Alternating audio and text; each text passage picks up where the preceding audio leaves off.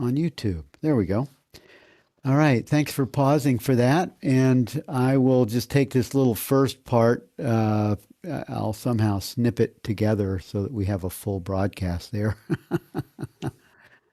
All right. On YouTube. There we go. Okay. We're good. I think that's funny that that idea that we raise the stages up by an inch at a time. One of the interesting things that I really enjoyed about meeting Rupert for the first time was that he was so normal. I was just because I came from years of following Muji, and he's the guru. Experience. And when I met Rupert, I thought, wow, the guy just walks out of the room with the rest of us and walks out barefoot. He doesn't need anybody to, we don't have to stand up and, any of that. Yes. It's just it's like normal guy. So I really appreciate the simplicity of the messenger of Rupert and Francis Lucille. Although I also still absolutely love Muji, and I have a friendship with him that is not. It doesn't require that I idolize him. Although that is the way he shows up. But I come from a Christian background, and I did come from the idea of idolizing the image of Jesus and the teachings of that Christian idolatry, and that he was at one time I thought he was the only Son of God, not realizing that he's just like all the rest of us. In fact, I mean, there's no difference except that he somehow seemingly awakened prior to this body-mind experience, and points. He was always pointing us to the same truth that Francis and Rupert and Ramana Maharshi and Yogananda and all the great sages. Jesus was pointing to the same truth. It just got a little diverted over to Catholicism a little bit, and idolatry, and the male masculine enforcement of what the first pope was sort of directing the agenda to. But I really appreciate. I love devotion. I love Francis's description here that we're devoted to the self. We're devoted to the awakened being that is one. That and it's a palpable experience of devotion to presence.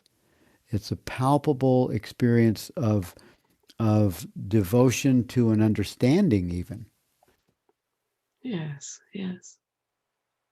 Yeah. It's a devotion to truth, isn't it, really? Yeah. That's why when someone is like, we'll have Francis in person next week, and of course we honor him, we respect him, and yeah, I put him on a pedestal.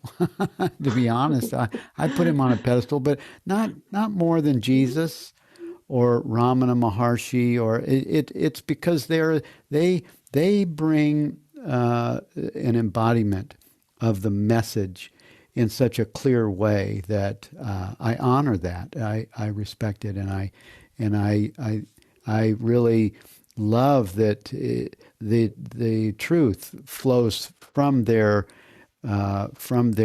embodiment in such a beautiful and an open and communicative way that we can sense it and also embody it in our own experience. Yes, and Francis, as I hope people will discover next week, is full of fun and full of jokes, and it's very natural. It's like a conversation with a friend. Yeah, yeah, yeah. For me, when I first met Francis, because I'm the organizer of the conferences, and I'm, you have to get used to his like, you have to get used to this stone face personality at first, because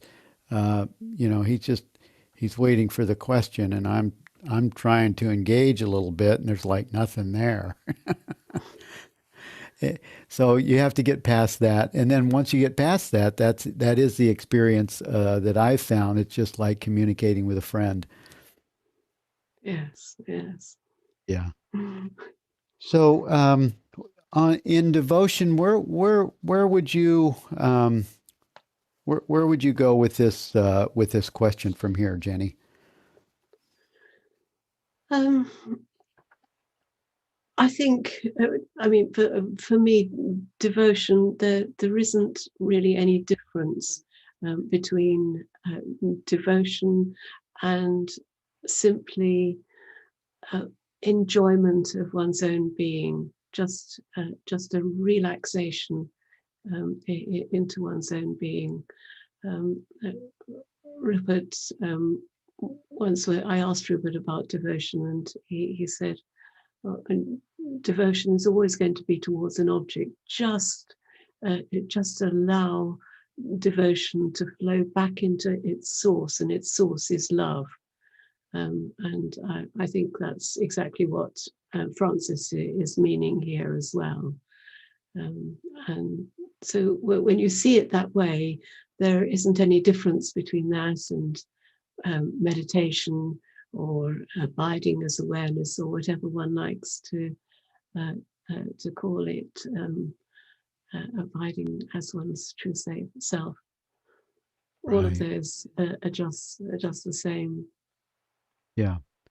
Yeah, and the experience, I like the last sentence, or the last two sentences in this first piece, because this seems to be my own experience is gradually, as we come nearer the mark, we understand that the ultimate spiritual object, truth, freedom, happiness, love, an object is not an object, and in fact it is the experience that is the witness that is aware of the experience. Yes, yes. Rick has just asked a question. Well, what about this? What does Francis mean when he says that pure devotion in the beginning is not recognized for what it is? Is it due to the lack of objectivity? I think he says it's interest. It manifests as interest, and certainly that was my experience when I first came to this the non-dual teaching. I was it was just mind blowing, and I was watching all of Rupert's YouTube clips. I was reading all of his books. I was reading Atman and reading loads and loads of stuff, and I was spending most of my day just reading and listening and studying. I had an old computer at the time, and because I was watching so many videos, it was too much for the video card, and it burnt out, and couldn't get another one that fitted the same computer, so I needed a new computer. And then I burnt out my iPod listening to the meditations. It was a very crazy time, but it was manifesting as a kind of extreme and crazy interest. But then, after a while, after about 6 months, when that's all I was doing, I wasn't even looking at the news or anything. Everything was focused towards that, exploring these ideas. But then things sort of settled down a little bit, and it just became a deep love and a deep, yeah, just a deep love. Yeah. Well, and thank you for that. It's also the um, pure devotion is answered. Rick, I think is answered in that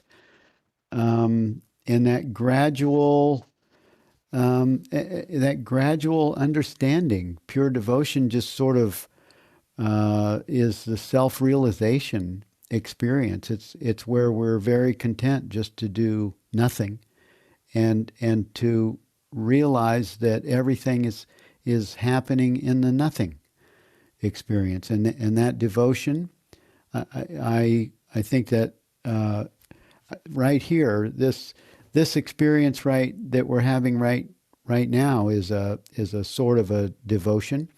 It's a devotion to something that has a high level of pull for each of us to in this satsang experience to discuss uh, uh, truth, to discuss the essence of being as it's related to these questions, and then having someone like Francis to answer them. So I thanks for that question. That's always, you seem to always come up with these great questions, Rick. Yes, I think it's like an exciting novel that you just cannot put down. Yeah, yeah, it really is. And also, he's such a brilliant. He's just such a right there. Uh, Francis Francis is a little faster than Rupert. But Rupert comes in. And he's a little bit of a slower start, but much longer and more, and just as direct, uh, pointing. The next question on page 40 is: can the desire for happiness ever be an obstacle? And I well, what Francis says is the desire for happiness comes from happiness and leads to it. However, the desire for happiness state is an obstacle. And I think you were sort of implying that we first started this, uh, when we first started, you were talking about um, that, that we start off on our journey with with our devotion being or an idol, having idolizing a teacher even. And I think happiness, we're all looking for happiness. We're looking for it in the teacher initially. We're looking for it in the book that we buy, the title of the book. Oh, that's what I need. That'll make me happy. If I understand that, I'll be happy. And initially, it is a pull that we think will bring us to a place that will make us happy, and sometimes it does. And when we read the content of Rupert's books or Francis or some other spiritual idea, often that understanding does make us happy because it gives us more of clarity of our own identity. Yes, I think for me the way this manifests, and it's a trap. There is a trap of happiness. It's called in Sanskrit Anandamaya kosha, and it it happens when you have a very clear, almost overwhelming glimpse of your true nature, which lasts a while, and then you just want to keep going back there. It fades, but you want to get back to it, and what you're doing is trying to get back to a state of the mind, and also a state of the body, because in that state of bliss, the body feels so relaxed and happy, and everything's joyful, and you're wanting to get back to that. And that was a trap I fell into in quite a big way early on, because I'd had sort of 3 months of utter bliss. And I was convinced, well, it happened once, it must be possible for it to happen again. And it took quite a lot of persuasion from Rupert. In fact, wasn't going to Francis's meetings then, to explain to me that no, that isn't what you're looking for. That what you're looking for isn't this sort of cloud nine type bliss all the time. It's not. It's not like that. And it was interesting. He described it as a free sample. That sometimes we're given these glimpses as a free sample, but then we have to do the inquiry, and then we have to really find and discover for ourselves that our true nature is happiness, and the real happiness that we are has always been with us, and has never left us and never could leave us. So there can be no desire to go back to that kind of a state, but it can be. Certainly, I found it quite hard to understand that. Yeah. And I mean, I think the initial false, it's a sort of a false happiness is the carrot that draws us in, and it's the search for happiness that Rupert refers to in the nature of consciousness in that last chapter 18, where he and Bernardo Kastrup did their tour through Amsterdam. And he explained that everyone is in search of happiness. Well, all of us, whether it's with relationships or a spiritual search or money or whatever, we're all looking for happiness. It could be drugs or sex or whatever. We're all looking for that innate happiness that we are. We're thinking it is going to show up with some kind of objective experience. And that is the carrot that sort of draws us, thinking that this will make me happy. And when we find it, some people I've heard that are on the spiritual path say that this quiet presence is a little bit boring. You know, it seems to be a little boring. Until you realize that, oh my God, until you have that visceral connection of presence that you realize is what you are, and then it's not boring at all. Everything is happening within the space of what you are. Yes, yes, and yes, you see the objects. We attribute happiness to objects because when we acquire an object, then that desire for the object just vanishes, just evaporates. And it's real happiness, but we've attributed it to an object, and that's really the problem.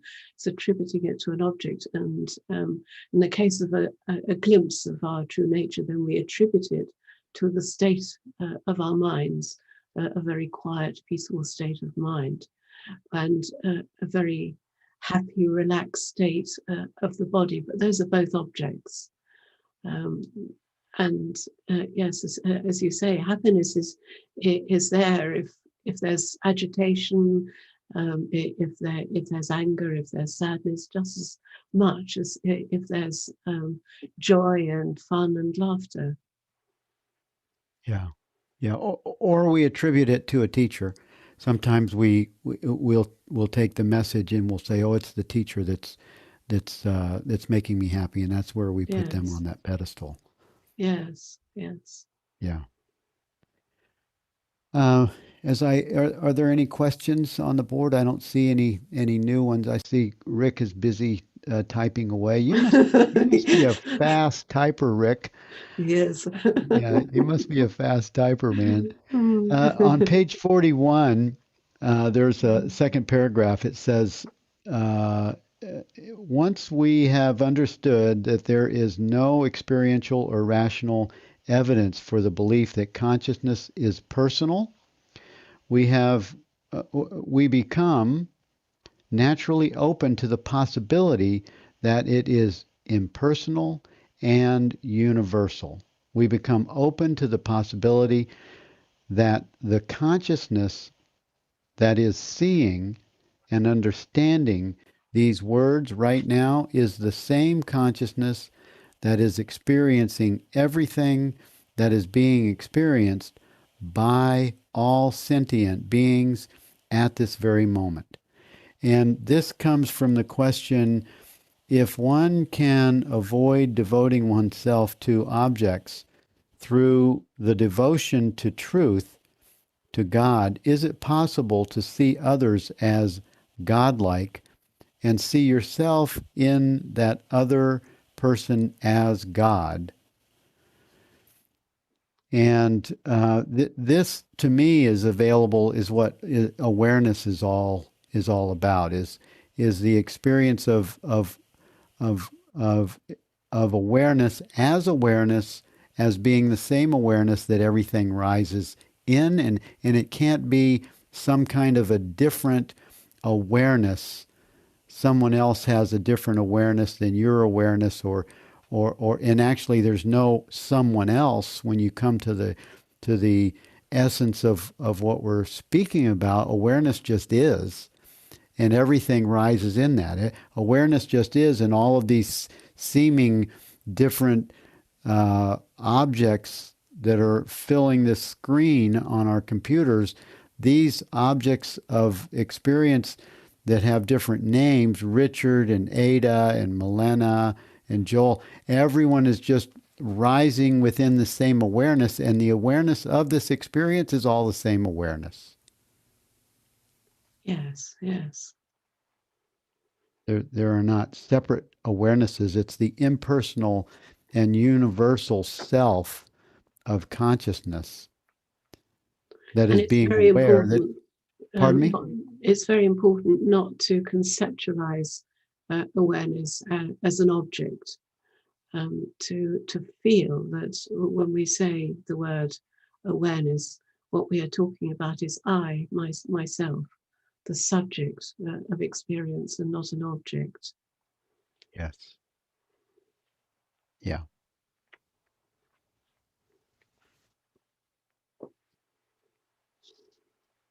Is there anything else that you would point out on 41, Jenny? I think maybe go on to the next question. How does devotion to the truth develop in everyday life? That's on, for Kindle users, that's on Kindle page 36, page 41 in the printed book.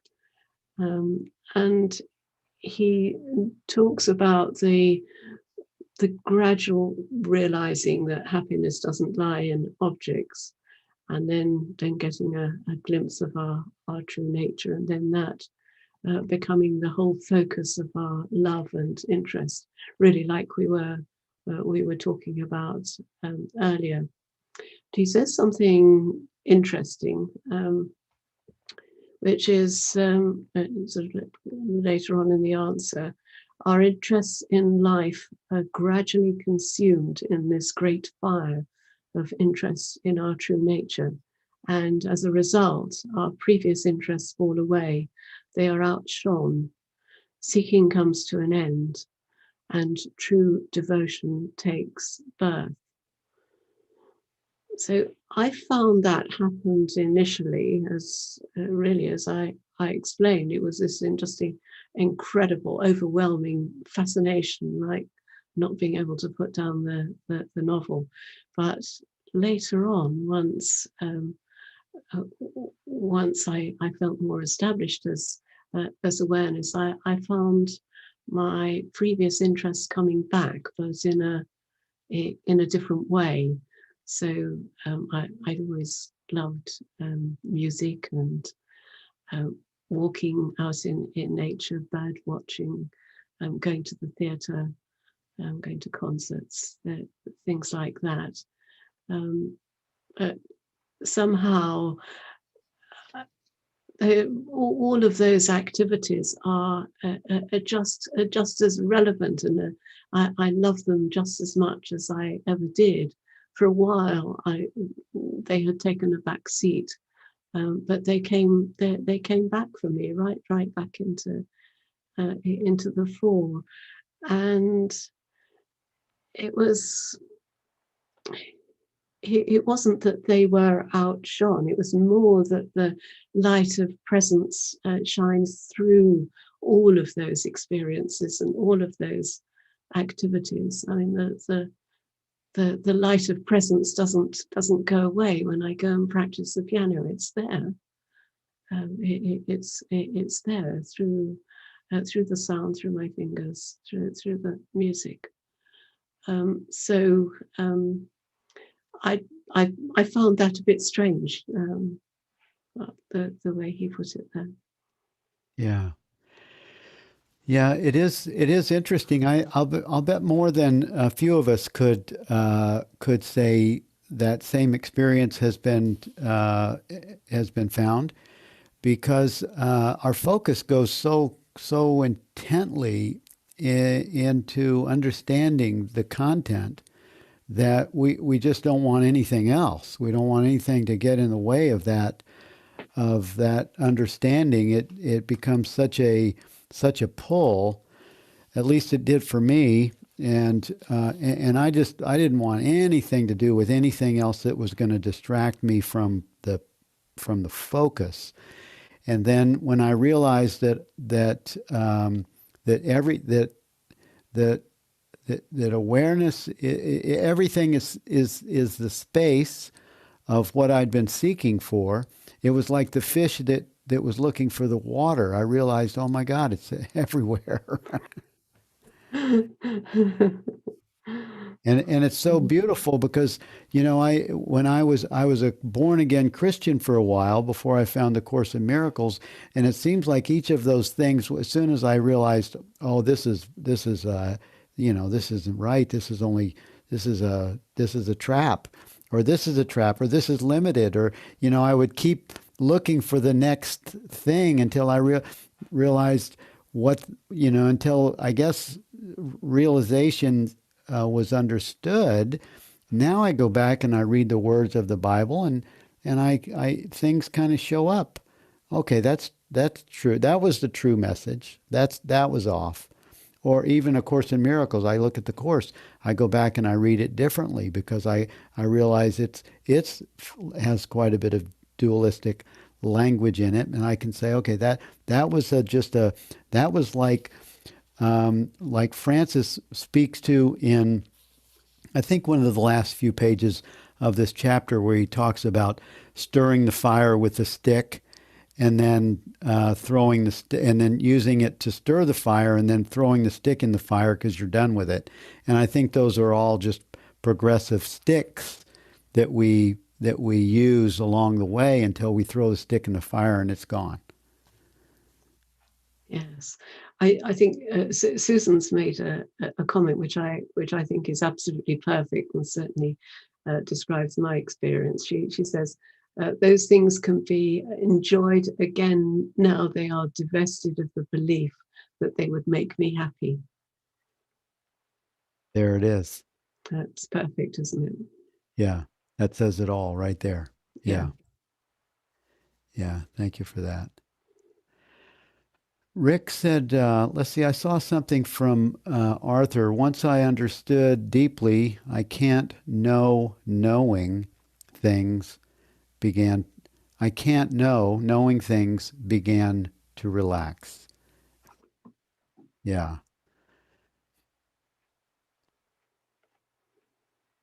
And then Rick said, isn't that same spiritual impulse or pull at work right now? The reason we all elected to be here now within this webcast? I think it's, for me, I just have such a love of truth. I have such a love of satsang. And also it does, there is a love for joining. and sharing these ideas, interacting with a heart and a love for truth. There is an interaction there. I wouldn't call it.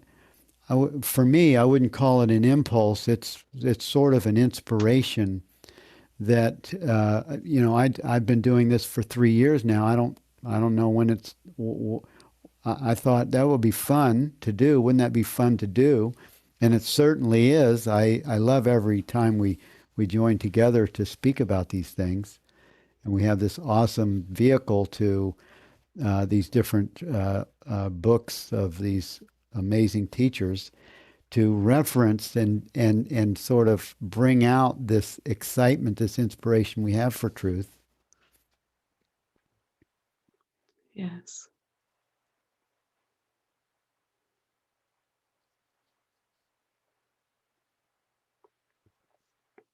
I'm looking at page 42. There was a great question that I highlighted that says, or a comment, there seems to be a basic duality in the universe between myself and others. Do I discover unity by looking inward or outward? I thought his answer here was awesome.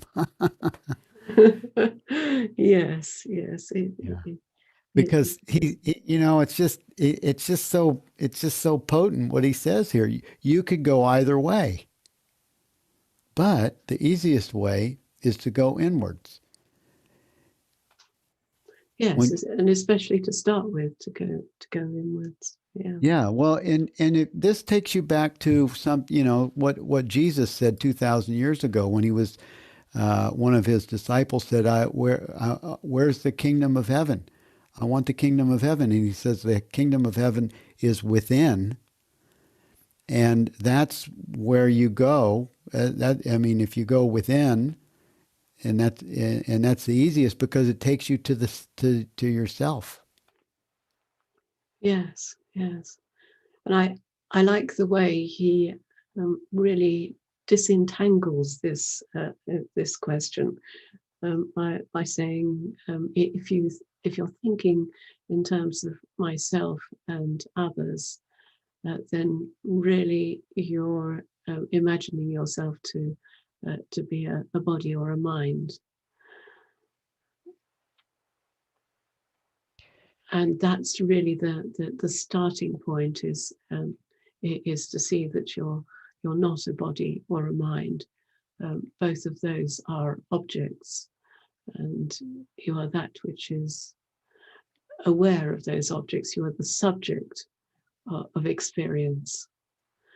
And then he goes on to say, well, from there, having understood that you are the subject of experience, which is really, it's not a difficult thing to understand, I don't think. I think we all have a natural feeling of that. But then what's a little more tricky is to see that there's only one subject of experience. So nowadays he sometimes expresses that as there is only one reality, only one subject of experience. And there's a number of approaches you can use for seeing whether there's only one subject of experience. You can use a process of logic, which is the way he really starts here, and really asking what evidence we have that there is more than one subject, and we find that we don't have evidence, and we look harder for evidence, and the way I always imagined that process would be like a lawyer in court. He's got to find evidence that the guy did the murder. So he's looking everywhere for evidence. He's trying very, very hard to find all the evidence and marshal all the evidence that maybe the guy's innocent, and he's innocent, then he won't find any evidence. So we look hard in the same way that a lawyer will look hard for evidence that there's more than one subject of experience. And then when we are feeling a bit more confident that we're not getting very far finding such evidence, then we, instead of continuing looking for evidence, we just say, well, why don't I live my life on that basis? How would that be? What difference would it make? And we just try it as an experiment, and we can try that with all the people we meet, just seeing that as one subject of experience, it's the same subject of experience. It's the same awareness that is experiencing the world through a different pair of eyes, but the same eye seeing the world, and just seeing how that changes your interaction with people. Yeah. And your interaction with people, and it also changes your experience often. Yes. Because for me, just abiding or resting in the awareness of the experience, I'm not so involved in the object of experience emotionally, or even psychologically. I'm not so attached to a belief system based on some kind of idea that I had about what's being talked about, the experience that's being manifest. It's an unattached experience that is also having the experience at the same time. It's just it makes life a whole different experience. It does, and you feel that when you're with someone, so you're both experiencing the same conversation, but that conversation is not a back and forth. That conversation is being witnessed by one eye. It doesn't belong to either two different parties, as it were, two different subjects. There is just one thing happening as one reality right now. Yeah. And that does create a very different feeling. So a conversation becomes more like a dancing together. Yeah. And you're not so prone to really step on your feet while you're dancing by getting Exactly, too yes. involved in the experience that other people are having, being too involved in somebody else's opinion or point of view or your own, stepping on your own feet while you're dancing.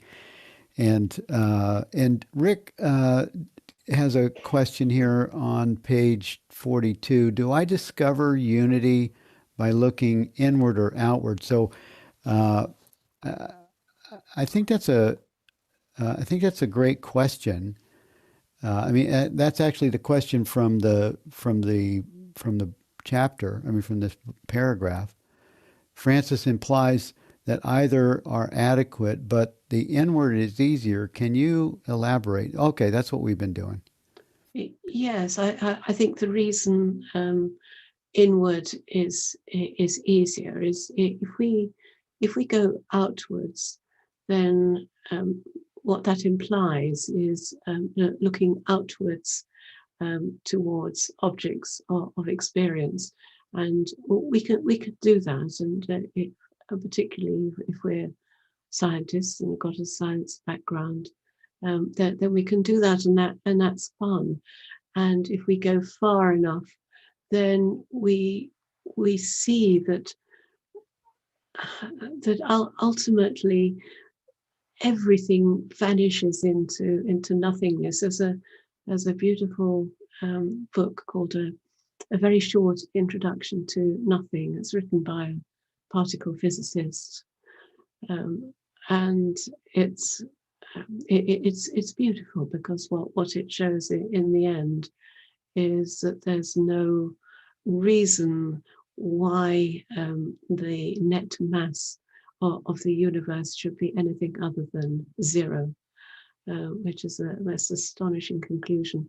And so we see, as Francis often describes in his satsang, you can see the universe in a sense as waves, particles coming in and out of existence, waves of potential. You've got the like the idea of a pendulum. You've got potential energy. If you hold up the weight of a pendulum, it's got potential energy, because if you released it, it would have dynamic energy, because it would fall down and it would swing.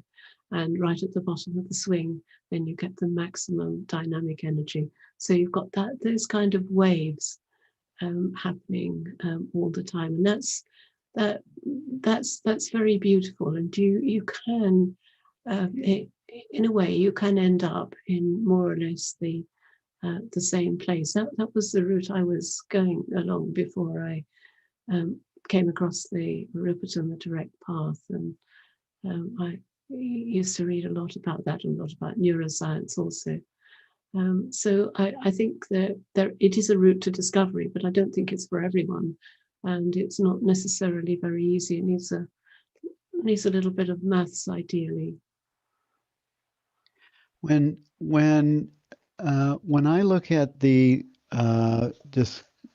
do you either go looking inward or outward? I go back to the neti neti. When I first came across the neti neti, I'm not this, I'm not that. It established a position that wasn't so close to the object of experience. And then it was when I met Rupert that, including that we then go back out and include all of the objects of experience, and realize that that's also the inward. So they're not separate from each other. Exactly. Ultimately, you end up in a circle. You know those diagrams of the snake swallowing its own tail, the Ouroboros, I think it's called, and it's like that, really. And ultimately, there is no inside and no outside. So the idea of one path or the other really stops making sense, ultimately. Yeah, yeah.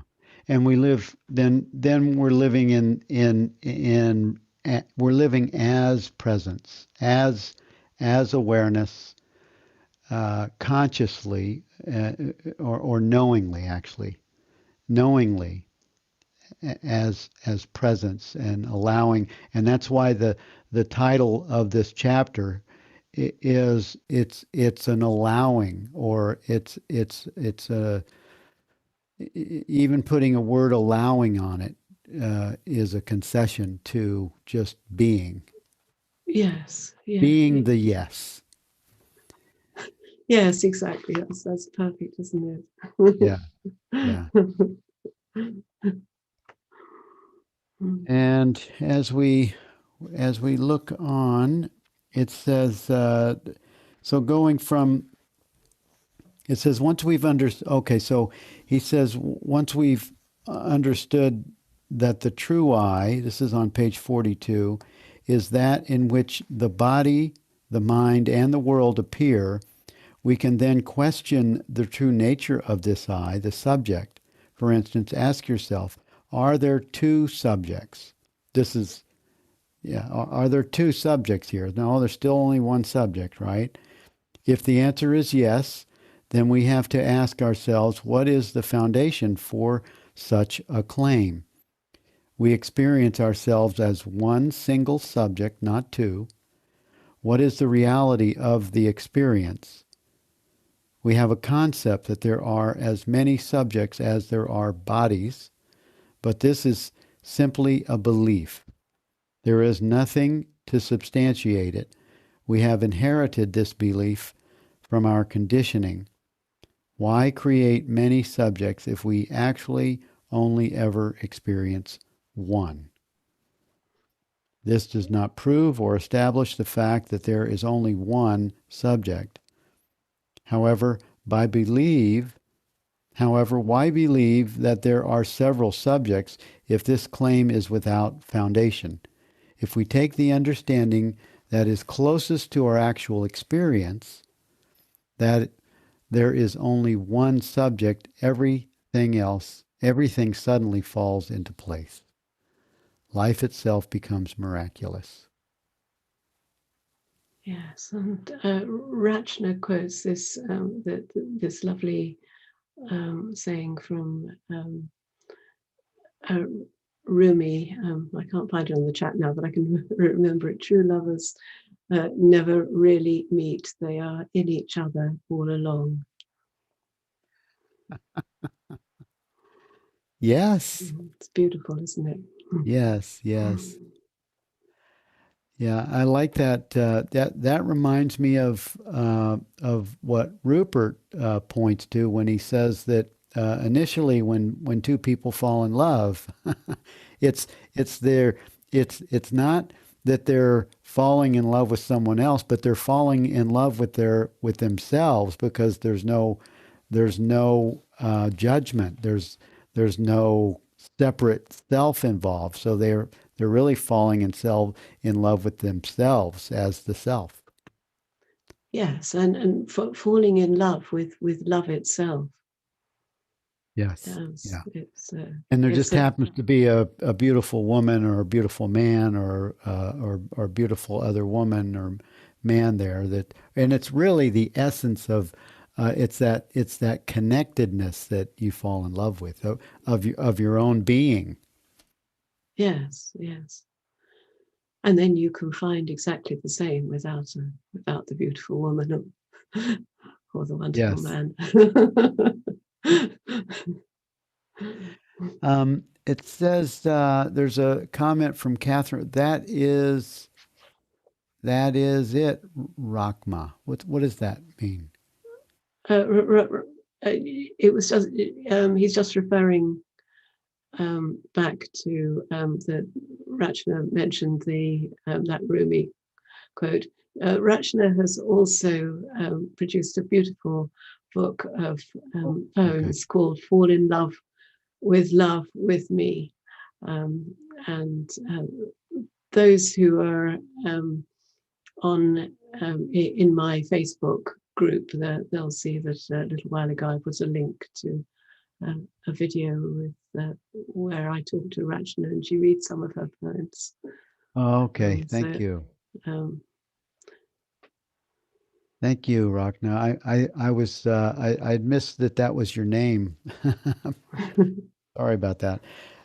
So we're just about the end of our time. If we have one more comment, or if there's a question, do we have another comment that we want to cover in the book? I think we have a little bit of time.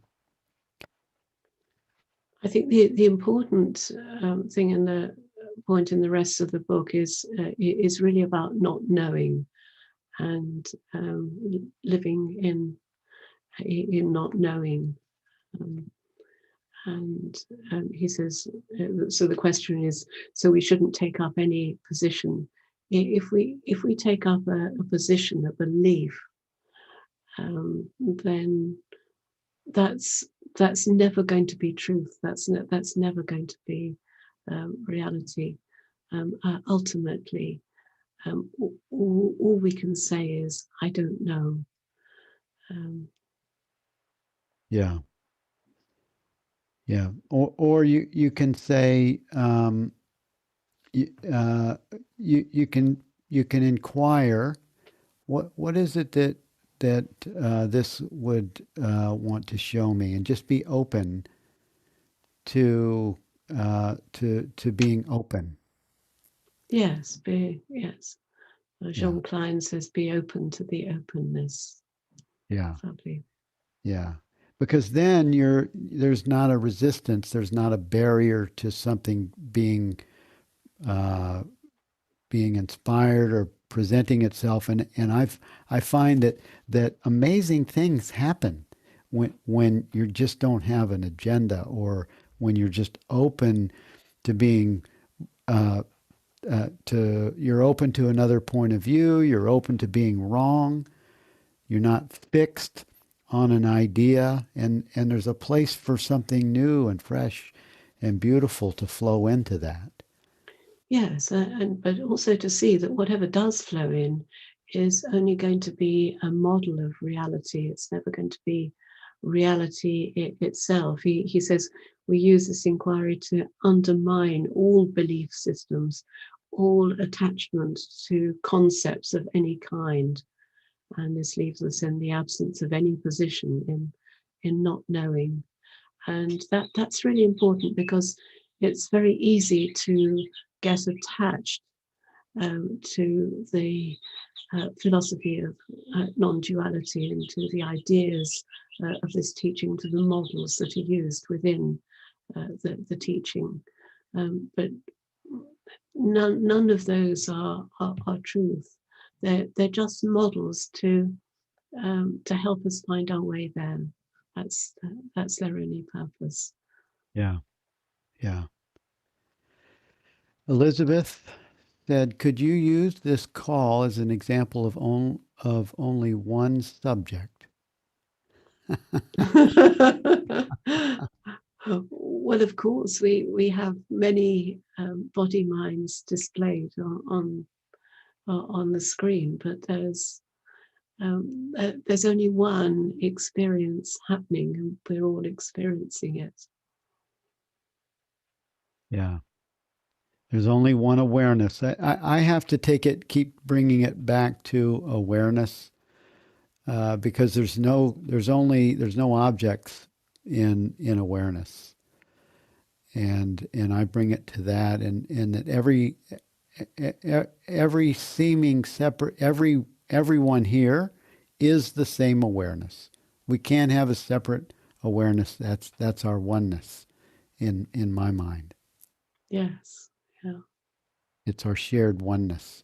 Wow, we're a little bit past our the top of the hour, and we're finished for the day for this chapter 3. And next week we're gonna have Francis with us, and everyone just prepare for him to be the entire hour. Actually, it may go a little more. I'll talk to him to see if we can go 75 minutes if there's a lot of questions, or it will just be an hour. But we'll meet next week with Francis Lucille, and he has agreed to be here with us, and I'm so looking forward to that.